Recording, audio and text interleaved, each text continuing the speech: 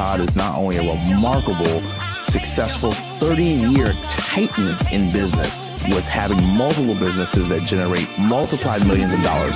And if that plan happens to be to build $1 million company, which I can help you do. But he's humble. He's a man of God. He's a family man. The world's news organizations are built on everything but positivity. He is an influential entrepreneur and business speaker for over 30 years. I've got to forecast. I've got to pronounce. I've got to project. I've got to share with you my ideas, my vision, my goals for not only myself, but for you. That's why he's came up with his incredible concept of taking and creating a platform for people that are wired differently. And you got to understand that your habits of your person and your habits of your business and your habits of your spirituality have to lead to the North Star of who you are. We need to figure out who we want to be in life. Oh my. Gosh, if you only knew what was going on behind the scenes today. I just can't. I really just had one of the craziest God moments of my life. Just it's bizarro. Like, I don't even know where to begin. So I'm just going to kind of share with you this morning what in the world is going on with my system. And I'm praying that this is all working on your end. I got home late last night and put together the show as I was on a vacation, business vacation type of thing. Good morning, everybody. I'm like literally rock and roll, ready to go. What I just want to share with you real quick is I got up this morning, did my reps, did my stuff, got everything around, put the final touches to the show together, came down to my studio, and somebody had been into my studio. I've been gone for almost 3 weeks from this particular studio, and someone was in this studio messing around with things, and I got a good idea who it was. But the system was down. I mean, it just wasn't working. And I'm like fretting, and I've got everything up on my whiteboard and I'm ready to go. And I got video, I got everything, but the sound, my mic wasn't working. And it's like, what do I do? Do I go on with no mic? Do I not go on? What do I do? I'm running out of time. I've prepared. And how is this going to work on a Friday, right? How am I going to do this? And like I said, all right, it's 7:30 and I still have no sound in my mic. And I'm like, what in the world is going to happen here? They're going to have this quality of sound and video. So I tested the video, but I just couldn't get the sound. So anyways, I'm like, what am I going to do? And I just put my head down and I'm like, man, I just don't want lack of quality for these people. I got a big 100th episode podcast coming on right now. I got some giveaways coming on right now. I got this great story of this week. I got all this stuff planned, but it's not going to work. What am I going to do? And I'm like, it's 7:30 on the dot. I'm like, I do not know what to do. So I prayed. I literally prayed. I'm like, dear God, make my sound system work. And then I'm like, all right, I'm just going to go with sound that isn't working and I can hear it through. You'd be able to hear me through my computer sound, but it's not as good. And so I hit the button, hit the live at 7:32 and queued up my teaser or my intro. And I'm not making this up. As the intro ended and the sound I needed from my microphone to work, the sound popped on so loud that it scared me. And I'm like, oh my gosh. And so everything had loaded up. It had to literally, the timing of it is so like someone shut down my soundboard. And so the soundboard shut down. And when I got to, it takes evidently almost an hour for it to queue up, and it just wasn't queuing. And precisely at the time, at the end of that intro, all of the settings worked on my sound and gave me you live in action. So good morning. And I didn't plan on that. I literally listen, I have more followers right now than I've had early on. And I'm just glad you got to hear that God story. And I was really like, so I guess I just want to lie into that. How many times do you feel like you're just whooped, got down, beaten, not able to figure out how you're going to be able to make this thing work in life? How many times have you just been in a place of despair and there's nowhere to go? There's no opportunity. You've tried all the humanly things possible for you to pull out of your quiver, right? Of all your bags of tricks. I'm coaching with people right now. And I was on the phone with a guy last night. He's an amazing man, but he's defeated. He's had this quiver of tricks in his whole life, and he's down to a spot right now where he just doesn't know where he can go with the worldly situations and all of the spin master stuff he's been able to do over time. And he feels like there's nowhere else to go. And I'm not even, this is stuff I wasn't planning on talking about, but I got such a great story about the General Lee and Stephen Yoder and my friend Jonathan. It's all coming together right now. It's like this whole thing, Romans 8:28. And we know that in all things, God works for the good of those who love him, who have been called according to his purpose. Now, we're going to talk about that a little bit, but I want to break it down. I want to give you a story. I want to give you some content to think about all of those who love him and have been called by him. And I'm just thinking about the man, the myth, the legend, Stephen Yoder. So I'm just going to get right into it because it's all going to come together like the perfect Seinfeld show, you know, all at the beginning, the end, the middle, and like, oh, now I get it. I'm just reveling in the little miracle that I had this morning with my sound coming on at the precise moment of the end of the video. See, I literally had to trust that the video would work, and I literally had to trust that something great would happen with my sound by the time the video came on so you could hear my voice. And I'm not making this up for 1 second. I mean, the sound came on precisely at the end of that video, giving me confidence I could talk to you this morning about the message of Romans 8:28, talking about the message of Stephen Yoder, talking about the message for your life and where are you going in your life? Who are you trusting? How are you trusting? What kind of faith do you have? What are you giving God to do to work in your life, your spiritual life, your personal life, and your business life? What are you doing? Are you giving him the ability to test your faith? Are you reaching out and saying, man, just hit the button, start the video, and man, turn it on and let's see the volume work right at the precise time? I feel blessed. I'm going to ride all day on that. So today I'm going to tell you a story about Stephen Yoder. I'm going to talk to you about the weekend, the weekend, my wife and I took a business trip and we went through some things and I wanted to take you through that. So to give you some context, I'm going to tell you a story about a horse and a man. A man by the name of Stephen Yoder and a horse by the name of General Lee. These two guys were put together on this earth to do wonderful, amazing things. I think it's important that we understand stories. I think it's important we understand stories that make sense and stories that are built for us, put here by God for us. The Bible's packed with them. The world's packed with them.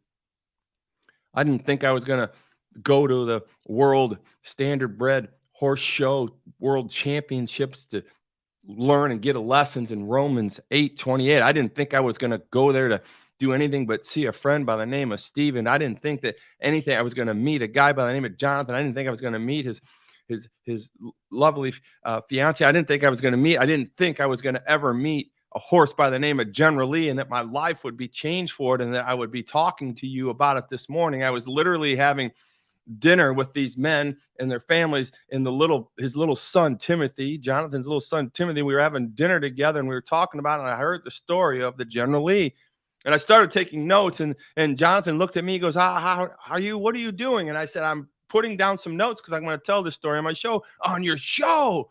And then Stephen started saying, on your show, are you really going to talk about us? I said, I'm going to talk about you guys all show long. I'm going to tell the people about this trip. I'm going to tell I read this story in your book, and it went on and back and forth. I said, but I'm doing a show about you and the General Lee. I think it's that important. And then God gave me Romans 8:28 to tie it together with, and so I'm going to do it with you this morning. So I want you to understand that all of you that are on right now, all of you that are commenting, all of you that are watching right now are eligible for gifts. I'm literally celebrating my 100th episode, my 100th Spotify, iTunes episode of my podcast, The Wired Differently Experience. You guys are making these podcasts with me every morning. A lot of you probably don't understand it, but when I'm creating these Facebook morning lives, I convert them into podcasts, and they're there for your listening all the time. Go to Todd Saylor, WDEX, Spotify, click on it, and you'll see 100 of these podcasts laid out for us. 99 are there right now. The 100th will be posted today by my good friend and fearless partner, Chad Michael Cook. He is the amazing mentor in my life with social media. He's doing a great job.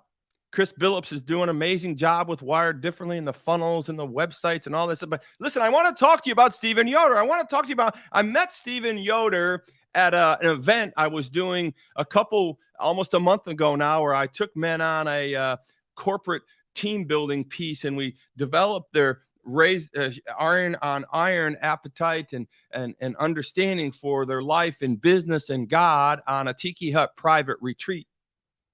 And as I took these men out, I took them to Egg My Key. We did a leadership scavenger hunt. It was amazing. I took them to Triumph, and we crawled through trees and wires and zip lines and ladders, and we put our body to physical test, our mind to physical test. And as we went through that 4-day thing, I made 12 amazing friends, amazing men. And I traveled this week on the way home from Indiana studio. I drove a car with my wife. Actually, she drove the car all the way to Louisville, Kentucky, because we decided we wanted to see Stephen, who I met at this private Tiki Hut retreat, leadership retreat. And Abby said, well, why don't, instead of flying to Louisville, just rent a car and drive to Louisville. So Tracy jumped in a car. We got a car, and we drove to Louisville. We got in a beautiful hotel called I can't think of the name. It was one of the oldest hotels on the planet, man. They had a ghost in it. She came into our room and spooked the living bejesus out of me. And my wife slept through the whole thing. But man, I think there was a ghost in my room that night. Got up the next day, and we went to the horse show, the World Horse Show, to see Stephen Yoder, who Stephen Yoder is one of the most amazing trainers in this standard bred roadster division in the world. Sterling Training is what he calls his organization. I got a hat. Some of you saw it in my I should have brought it down for the show. Sorry, Stephen. But at the end of the day, we get there, we show up, and he greets me like a king. And I just want you to, I'm just going to take you through the weekend. And I'm going to tell you the story about the General Lee, a man's love for a horse, a man's idea of how things can be in our life. And I think we need to learn from this story of the General Lee. Keep in mind, if you're on this program this morning, I want you to understand that you're eligible to win $100. We're going to give it away live. I need comments. I need love. I need suggestions. I need encouragement. We need shares. We've got to continue to grow this program. So the whole week kind of started out with Tracy and I on our way. And once we got there, the first thing we did was I got to kind of get myself in the right position to give you the story. We do this a little differently. So here's what we did. We went out to dinner, and the first thing I did is I had some oysters. Had some oysters. I hadn't met the General Lee yet. I hadn't really seen Stephen yet, but we got there. We settled down. We had some oysters, and we got together, and we did some pictures and some selfies. And there she is right now on the phone, probably talking to one of her children. That's what she does all the time, all day. That's the mother in her, and I love it. I love it. I love it. And then here we are, getting ready to eat our food, and then there it is. I ordered the biggest steak God ever created. That is called a tomahawk bone-in ribeye, and I ate that whole damn thing. And if you look at all that asparagus there, I ate most of that too. As we moved down through it, I got into the hotel late after dinner. We walked around to see some things, and there he was, Al Capone, waiting on me, and he said, Todd, what are you doing here at the Sealburg? I just remembered the name of the hotel, the Sealburg. I said, Al, I just wanted to check you out and see how you were looking and how you were feeling. Can you take a picture with me? Let me clean off your shoulder here a little bit, and let's just pose for a picture. I know they're going to look for you. They're trying to put you in jail, and here we are. Al, how do I look? I thought you were a lot bigger than this. Well, Todd, I really wasn't, but it doesn't matter because I have a gun. Well, I don't need a gun, Al, but I'll tell you what. How about we be friends and we get along to go along to get along down the road? Please take a selfie with me. As we do it, we move on down the road. Al Capone. And my wife's wondering all the time, what is wrong with my husband? My husband, he's cray-cray. Why would he bring me here to talk to Al Capone? Doesn't he understand that I want to spend some time with him? That's why we take time away. Why is he always working on this show? And he didn't. If you better not put these pictures on your show with me, or you're going to be in big trouble. And I did it. I did it.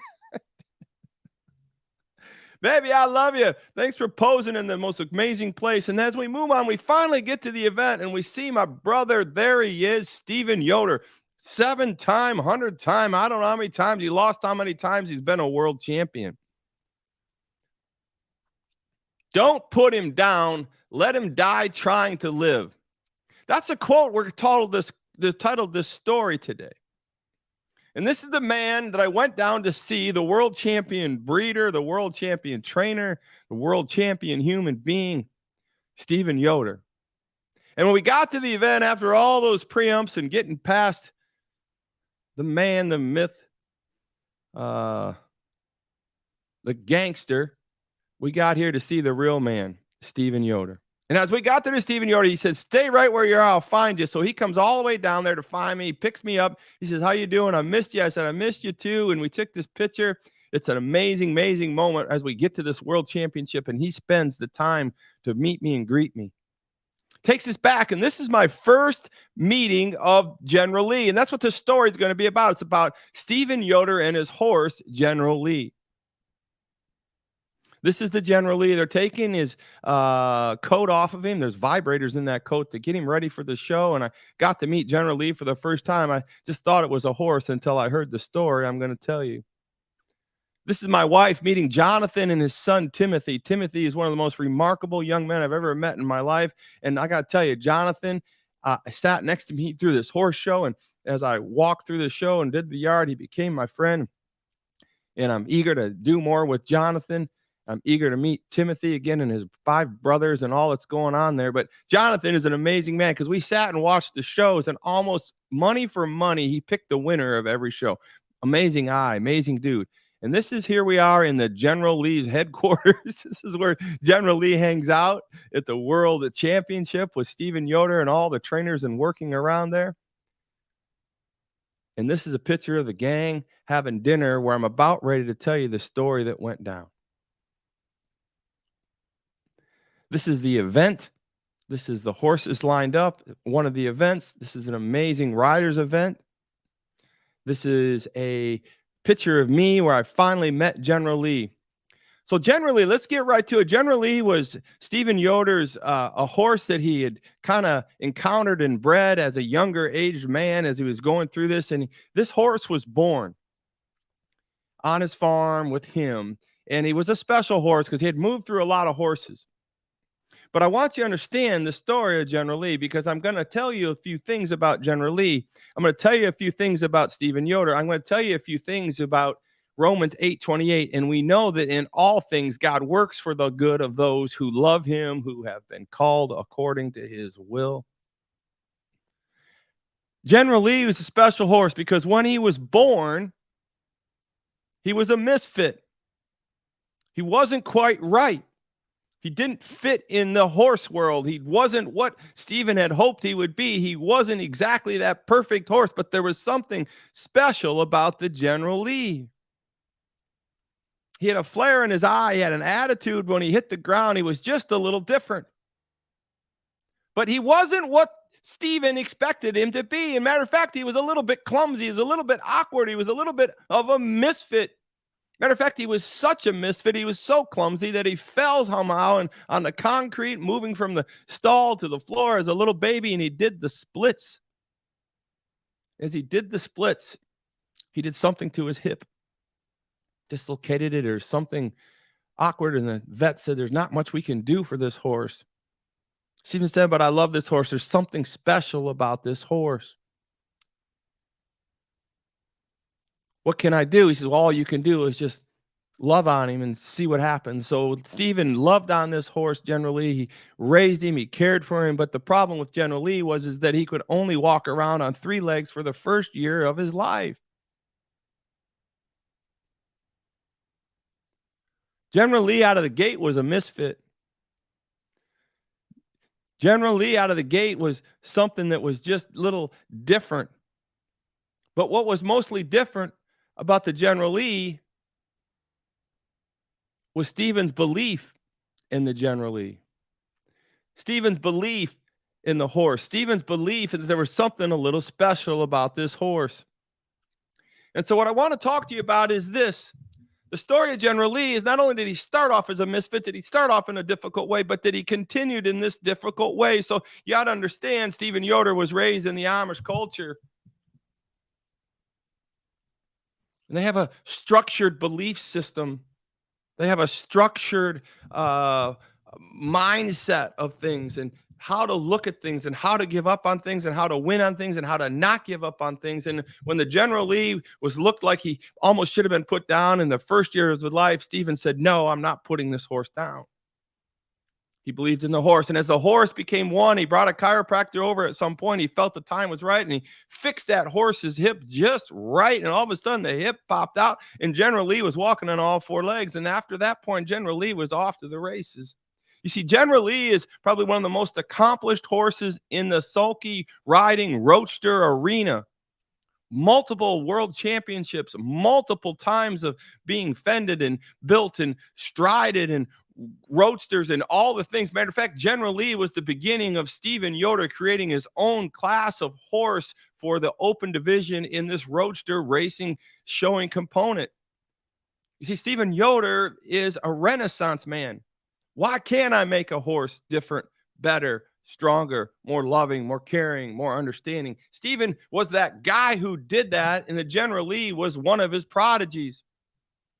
But as General Lee had to come to grow up, he had to realize that General Lee wasn't quite the horse he wanted it to be. So what he did was he put it behind a cart.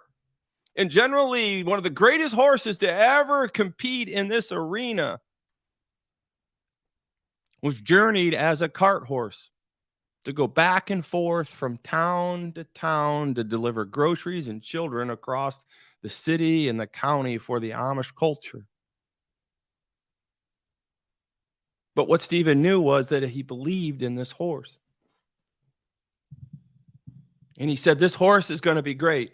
But for him to be great, we have to heal him. We have to believe in him. And the best thing I can do for him is put him in the cart with the cars and the honking and the horns and the English people driving back and forth and putting the test for the General Lee to him as he grew up and learned how to walk again and how he could train him and how his attitude could be flared and trained and cooperated with and could shine. The showman in this horse started to shine as he showed off as he grew and got older, taking a cart back and forth to the grocery store, taking the children to school, bringing them back. He was a workhorse. You see, the General Lee had ideas of becoming a showman, but he wasn't built for it in the beginning. But what he had was heart. And what Stephen Yoder had was belief. And as he finally came out of the cart pulling, he became more aggressive and more showman. And Stephen saw the capabilities in me, so he started to train him. And as he started to train him, he started taking him to shows. He started to get some wins and some wins and some wins. And then finally, unfortunately, something devastating happened to the General Lee. He got very, very sick.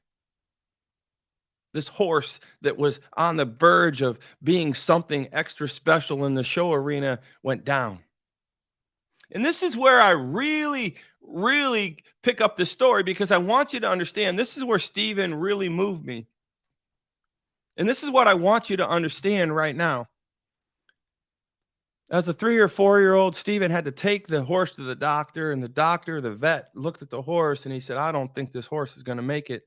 I think we're going to need to put him down. He's very sick and it's a complicated illness. And whatever happens to him in the first surgery will take him into another surgery. And it's a triangulation of effect. We should just put the General Lee down."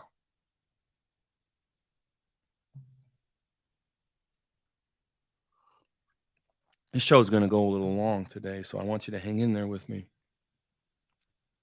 Stephen said, "You know, Mr. Vet, I don't like what you're saying. I don't like hearing what you're saying, but I know there's a lot of wisdom here. But I believe in this horse so much. I've seen him since he was a baby. I've seen him since he was healed with his hip. I've seen him since he pulled my friends and the children to school, and he was showing, and he was so charismatic, and he was so loving and caring." He says, "You can't put this horse down. He has too much heart. He has too much shine. He has too much joy in him. He's just a special horse in that regard." He says, "Please do not put this horse down.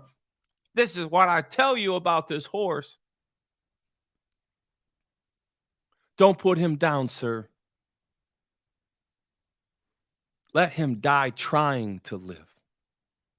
And when I heard Stephen say that, my whole mind blew. I was like, I couldn't stop at the dinner table. I had to start writing and typing, and they'll tell you exactly what was going on. And they almost thought it was rude. And they said, "What are you doing?" I said, "I had to write that down. let him die trying to live. And I want you to think about that in Romans 8:28. We are called, right? We are called to love him, and we are called to be according to his purpose. We are to die trying to live. And I had no idea that Romans would come up when I was writing this story and I was jotting these notes up, but I wanted you to understand that Stephen Yoder loved the horse so much. He saw so much potential. He saw so much light. He knew more about that horse than the vet knew. He knew more about the situation. He believed more. He was involved, and he said, let him die trying to live. And the vet shook his head and he said, I just don't know, Stephen, but we'll do the surgery. So he went into surgery with this horse, with the General Lee, the most promising horse in the events arenas ever history, and a crossover class and all the things, and roaster, and Stephen believed in, and the beautiful little colt that he had raised. He said, this first surgery, we're going to go through it. It's going to take about 8 hours, Stephen, and you're just going to have to hold your breath and we'll see what's going to happen. He says, go get it. And so he went in, they did the surgery. And he said he waited and he waited and he waited. The doctor called him up and said, listen, I know I wasn't going to call you within 8 hours, but I got to tell you, he went through the surgery and it was amazing. And it only took a half hour to realize that he was going to pull through it. He did miraculous. And Stephen said, great, great, great. And the doctor said, but he's moved into a different stage, and I don't think he's going to make it through this. We have to do another surgery on this horse. And Stephen says, do the surgery. He says, okay, Stephen, we're going to do this surgery. We're going to go into his stomach. We're going to do these things. We're going to do this. It's going to take about 8 hours. I'm not going to call you for 8 hours. It's going to go fine. I believe it for you. You're doing a great job. He says, but we're going to have to know it's going to take 8 hours to figure out if this horse is going to live. And sure enough, the doctor called Stephen back in 30 minutes after the surgery and said, Stephen, I don't understand this horse. But he made it through this second surgery. Never seen anything like this. And Stephen said, great, Doc. I know it to be. He said, Stephen, but we got this third surgery to go through, and I know this one's going to take about 6 hours, and we're going to get through it, and we're going to call you in about 6 hours. We're going to find out if he's going to live and how it's going to work, but he's moved into a different colicking something in his stomach, and we've got to deal with that now. He says, go get it, Doc. The doc hangs up the phone, goes back to do surgery on the General Lee, and the General Lee, can you just imagine this massive 1,500, I don't know how much he weighed, massive animal, 16-1 hands tall, and just massive, laying on a table under anesthesia, and the doctor doing the work on a helpless creature that God created just for Stephen Yoder and us to enjoy. I could just see the doctors doing the work on them. They do the work, and they come through it, and they get ready to wait their 6 hours, and they realize that the horse has done miraculous. They get done with the surgery, and they call Stephen back within 30 minutes yet again and say, Stephen, I cannot believe it. But this horse has not only survived, but he's strong. And Stephen said, thank you, sir. You see, General Lee was put in a position to die trying to live, right? We're all in, Stephen put the General Lee in a position to die trying to live. And I want you to understand that when I tell you it's metaphor historical about a horse and a human, and I don't want to tell you that I put all animals on the same level as humans, but I got to tell you the horse is as close to the level as humans as you can get. If you get around these horse people, I was one of them for many years. There's just something special about a horse. There's something about the eye. There's something about the personality. There's something about the grandeur, the size, and just like anything else, there's some that are just more special than others. And the General Lee, when I met him, was amazing. You can tell he's a lover. You can tell he's a fighter. You can tell that he wanted to be in a position to die trying to live. Give me a chance. I'm going to be a world champion. And as he came out of that whole event, Stephen put him together, nursed him back together. Over the next couple years, he trained and built on it. Sure enough, Stephen built yet a world champion, the General Lee. So I want to share that with you, and I want to show you Stephen Yoder's horse, the General Lee. I want you to get a clip of this beautiful animal, and I want to teach on Romans 8:28, and I want to bring this home for you because I just want to tell you how brilliant all of you are. I want to tell you how brilliant and how much I love you. I want you to tell you how much I'm committed to the show. I want to tell you how much I'm committed to Wire Differently. I want to tell you how much I'm committed to your will be done. I just want to tell you how much Stephen means to me. I want you to tell you how much his friend Jonathan means to me. And more importantly, I want to tell you how much the story of the General Lee means to me.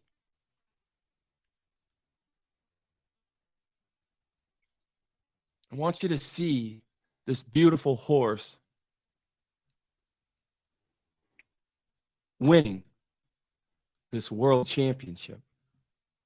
I want you to see what Stephen invested in. I want you to see what Stephen Yoder believed in. I want you to see what God had created for us to see today. I want you to see the beauty and the excitement of an amazing animal who is just brilliantly put together by God for Stephen, for me, and for you to hear this story, how God wants us to understand that He wants us to die trying to live, not to take anything off the table, but to faith in God, put faith in our Master, put faith in Him, but faith in our family and all that we have here for us. Watch this beautiful animal.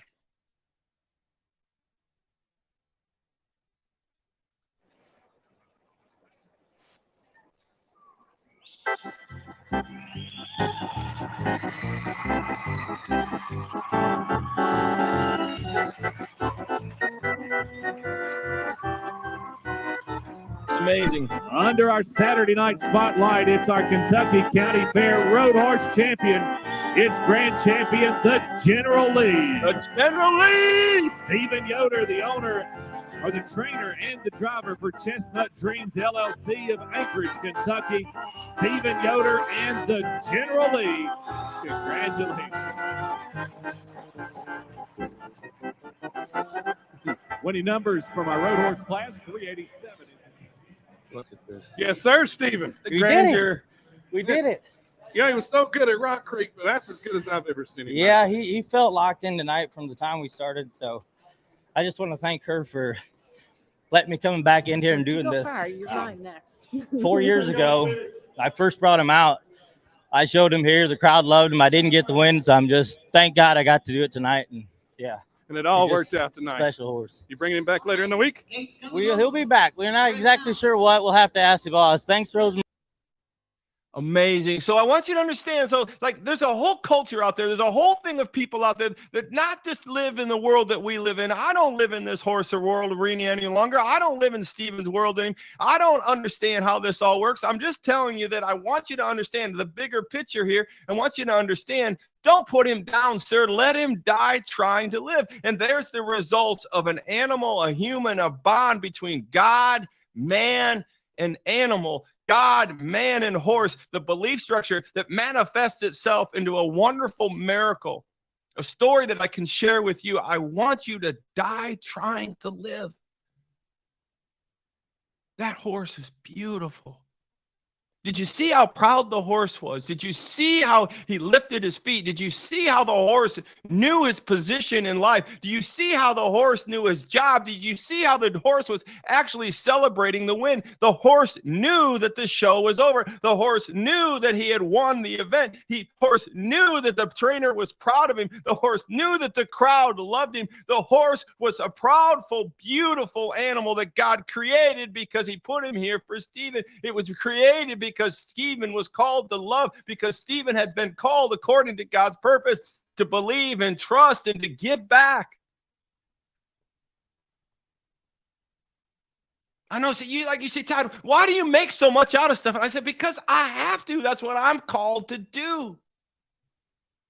And we know that in all things, God works for the good of those who love him, who have been called according to his purpose. Stephen's purpose was to raise that horse.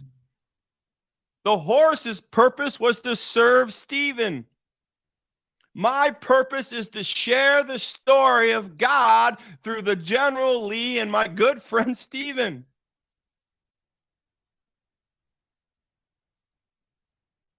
And I was called to tell you to die trying to live. Because miracles do happen. God does happen. God does save.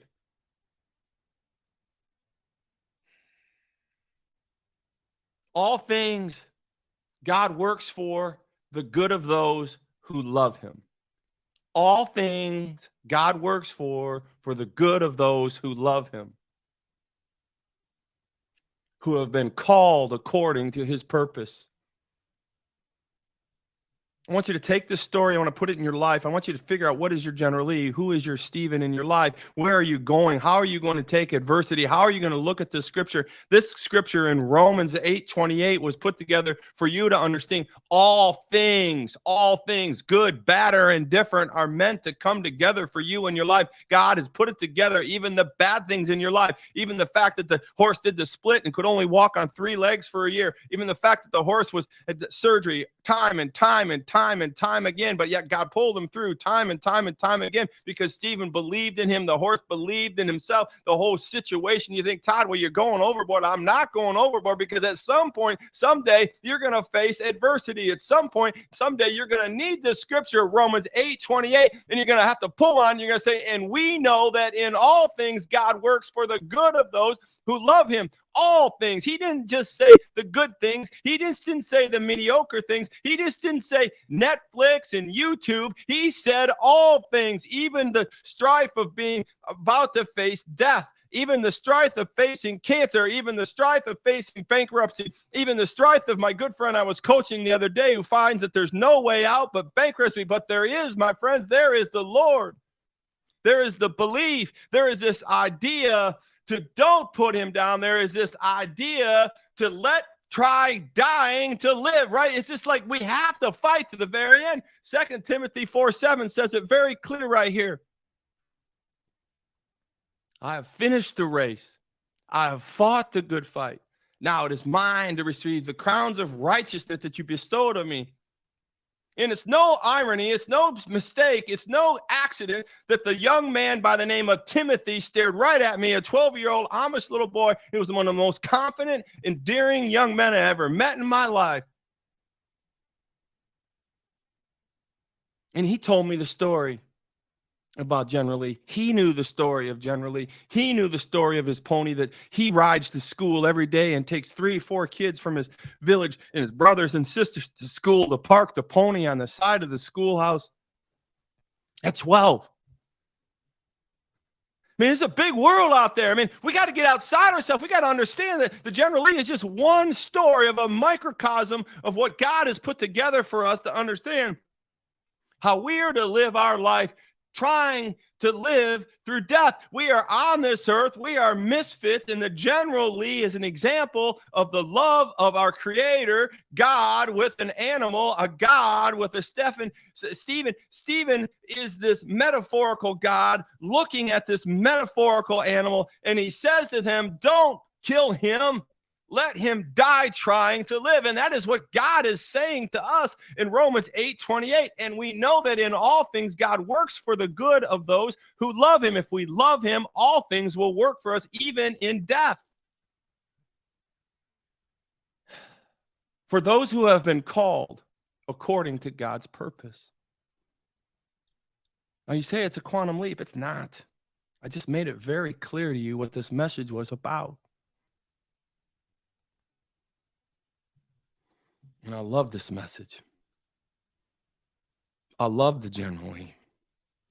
I love the idea of him winning ribbons after ribbons after ribbons in the glory of God, because his story is bigger than a horse. His story is bigger than Stephen. His story is built and rooted around Romans 8:28. And we know that in all things, God works for the good of those.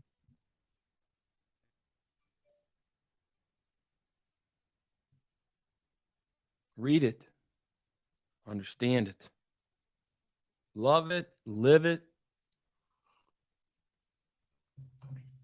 And we know that in all things, God works for the good of those who love him, who have been called according to his purpose. Well, I'm going to wrap this up, you guys. It's been an amazing show. It's an amazing time, and I've got to figure out how I'm going to give away some of this money to you. I want you to understand that I want to pray for you. Heavenly Father, thank you for all these people on this show right now. I've never had more viewers. I've never had more comments. We're approaching 500 comments. We're approaching so much going on here. I really don't even understand how I'm going to give this money away. I'm going to do it, but I'm going to do it right now somehow. But I want you to understand what I learned from Stephen Yoder. Don't put him down. I want you all dying, trying to live. I want you all dying, trying to live. I don't want you to leave anything on the field. I want you to go out, give it all you can, just like the General Lee, just like Stephen. Just throw it all out there. Give it to God, because God says things God works for in the good of those who love him, who have been called according to his purpose. Let me tell you, my friends, you have been called according to his purpose, and you love him. The General Lee is now your story. You will fight through death 3 and 4 times, only to wake up to win a world championship after a world championship after a world championship after a world championship, because your father is God the creator. Stephen is the believer in the horse, the General Lee, but metaphorically, God is the believer in us, and we are the horses. He gives us time and time and time again. He says, I want you to die trying to live. I'm going to turn on these comments real quick here. And I'm going to do something that's a little awkward. I can't even get through all these. I wasn't prepared to have some 500 comments. I'm seeing so many of you usual suspects out there. I'm seeing so many new followers. I'm seeing so many encouraging things out there. And I want to just give a shout out to Ezra, who's doing an amazing job out there, branding Wired differently and representing us. And I just want you to know, Ezra, I see you. I love you. And I'm going to actually give you this first award of $100. I want everyone to give him a round of applause. Ezra is working very hard out there. He's a faithful believer of Jesus Christ. He's an amazing man, a motivational man. He's doing so many good things. So Ezra, I want you to get with Abigail. Abigail is going to put some stuff together for you, and I want to have you on this show, and I want to interview you, and I want to talk to you about what's going on in your life. I want to know where you're from and how you're doing it. I've never met you before, Ezra, but I just want to tell you how much you mean to me. Congratulations, Ezra. You're phenomenal. Keep up the good fight. I'm scrolling through here, and I don't know how to do this, but it's just endless sea of comments. Endless sea of comments. All right, my next winner is... Oh, I'm just going to scroll this thing down, and wherever it stops is going to be the winner chicken dinner. There it is. Terry K. Foltz Valdez. At least she was a friendly ghost. Oh, back to the hotel. Terry, congratulations. Hopefully you are in the stateside, so I'm eager to see you and learn more about you, because I know you. I see your comments. I'm familiar with you for sure. I think you're coming to the Tiki Hut retreat. Thank you very much. $100 for you. Let's have you there. Oh, man, I don't even know where to go with this last one. I got to tell you.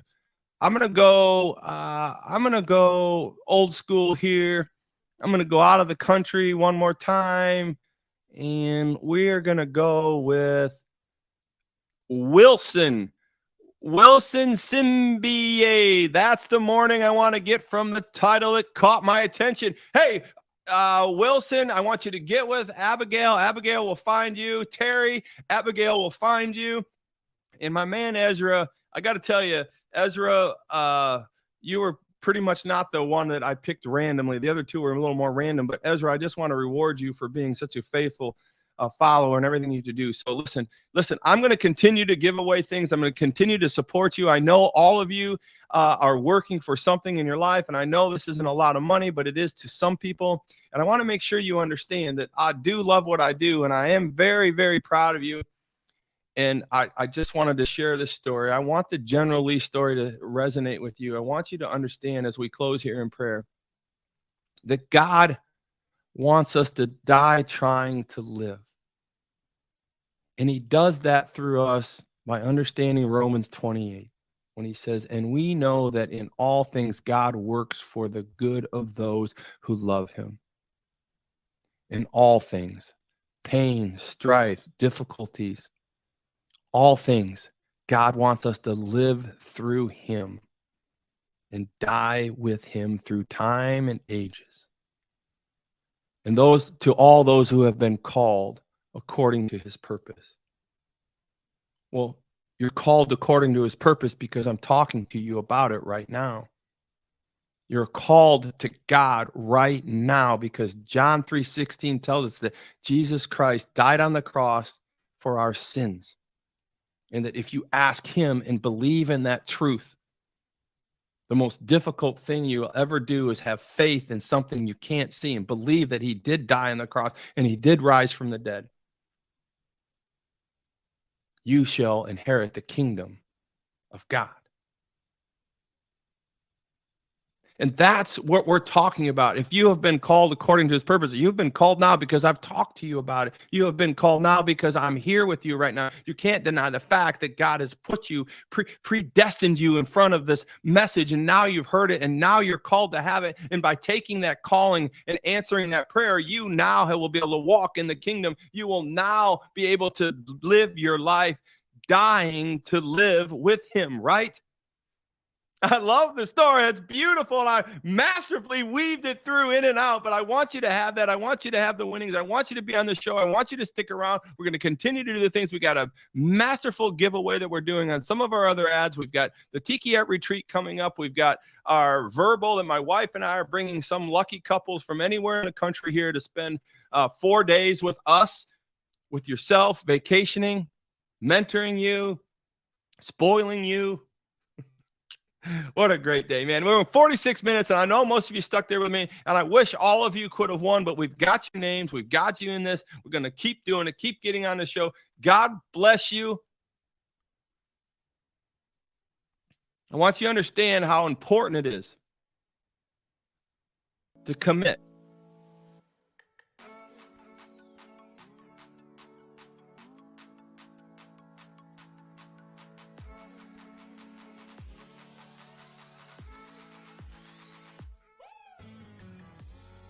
Is been fire. I gotta tell you, 45 minutes went fast, and I want you to understand why. It's because we are been called according to God's purpose.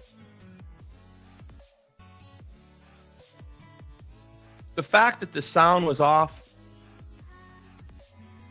the fact that my sound didn't work, and the frustration and the fear of what to do on the show because I love it so much and not having sound, and then the fact that I trusted the whole prayer, the whole situation, I hit go, and by the time the minute and a half intro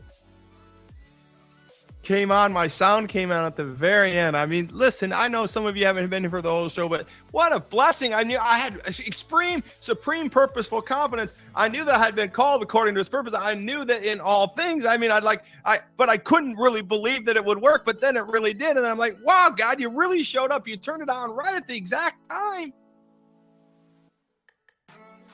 That's why the General Lee is such an important story, because it proves that God shows up. It proves that he does signs, wonders, and miracles. It proves that he works through animals and people. It proves in all things, right?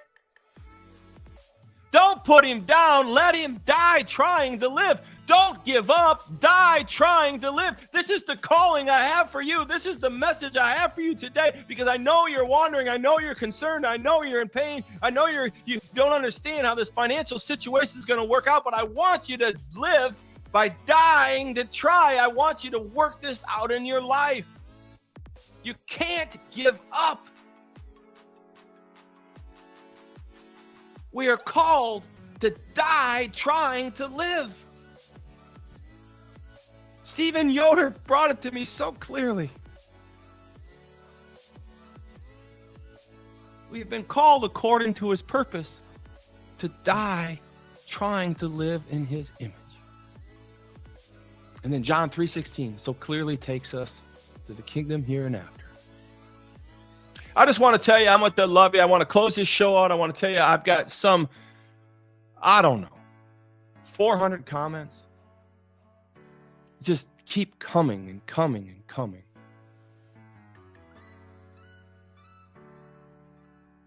God bless you guys. I'm so glad to be home.